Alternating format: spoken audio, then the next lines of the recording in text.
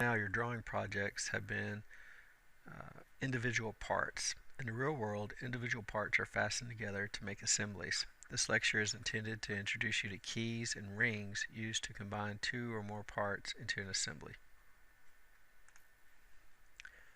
Keys are used to fasten gears, pulleys, sprockets, and similar items onto shafts. There are different types of keys for different applications.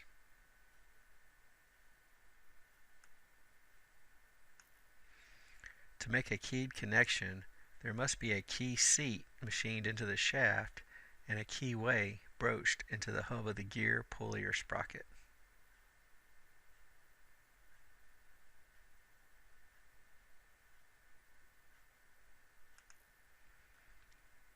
When your project requires a keyway, use this table and sketch to help ensure you provide the necessary information.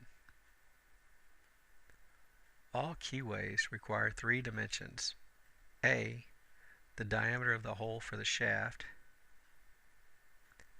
B, the length from the bottom of the shaft hole to the top flat of the keyway;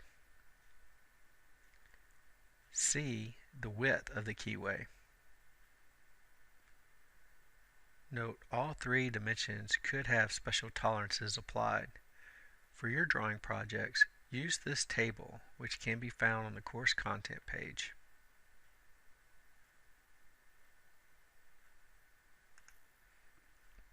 For very high load applications, spline shafts could be used.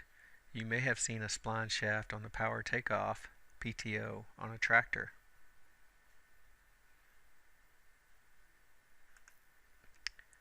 Retaining rings are another method used to keep parts on a shaft. There are two basic types of retaining rings: internal and external. Internal rings fit inside of a groove in the hub. External rings fit in a groove on the shaft.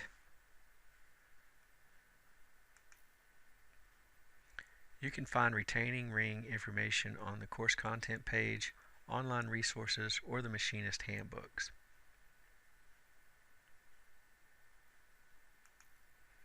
If you have any questions or comments, please give me a call or send me an email.